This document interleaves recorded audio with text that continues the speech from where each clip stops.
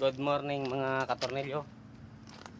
So dito ako ngayon sa Valenzuela, sa Wis Kanumay. So, meron akong gagawin mga katornilyo. Isuzu Elf sa pagmamayari ni Boss Abreng. Nagta-tracking. Yan. Ang problema niya ay sliding. Binaba ko yung transmission, pinalitan ng clutch lining.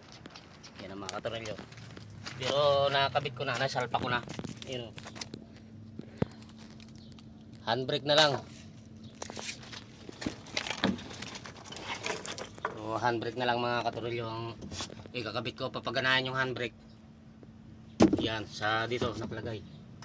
So sira yung ano niya, yung handbrake cable.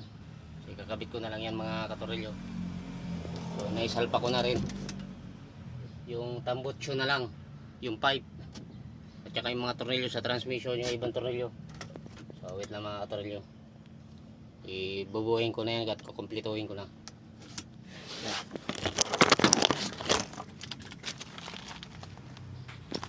So bali tatlo yung unit nya dito, meron pa doon sa kabila.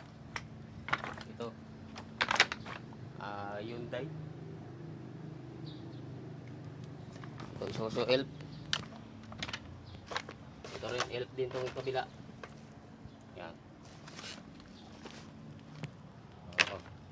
Matatapos na yan ngayon mga katornilyo. Para pagkatapos na ito, makalilipat na ako doon sa pinapakyawan ko doon sa Quezon, sa Panay Avenue, sa Quezon City. So wait lang mga katornilyo at kukumplituhin ko lang para tatakbuhin ko. So hindi umubra yung mga katornilyo yung ano, yung handbrake cable. Ang dating nakakabit dito ay yung may dugtungan. Ito diretso lang. Yan. So ibabalik to at maghahanap kami doon sa Bonifacio. Yan.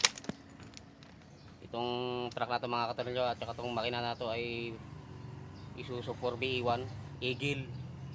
Katulad to doon sa binili kong makina doon sa Panay Avenue sa Quezon City na kinabit ko sa kaha ng Photon Tornado. So ganito rin to. So ganoon na ganoon din mga katornilyo yung binili kong handbrake cable, yung may dugtungan sa dulo. So ngayon may idea na ako. So gagayahin ko rin itong forma nito ng handbrake doon sa ginagawa ko sa Panay Avenue. Kasi may bracket yan dito sa dugtungan ng kable. Ito. May dugtungan dito. Dito nakalagay yung dito nakasalpak yung dugtungan nun. Dito. Meron lock yan. So yan mga katornilyo.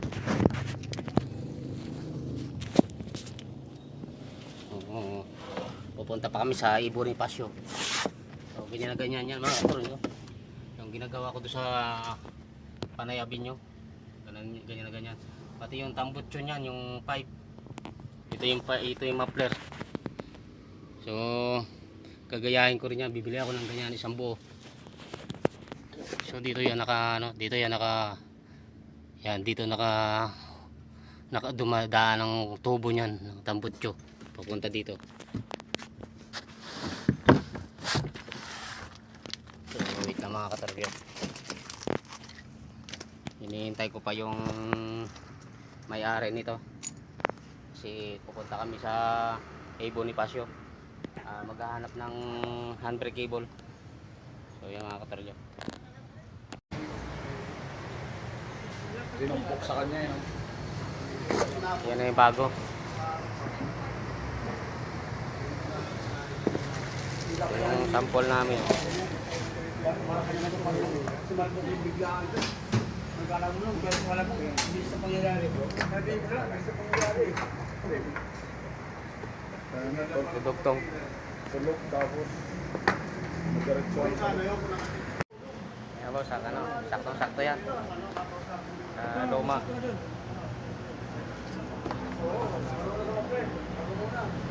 Nakuha kasi walang dugtungan kahit yung obra. Bigyan mo na lang ako ng dito. Lock dito tapos dito. nagkalaglagan na wala. Inalian na lang nila eh.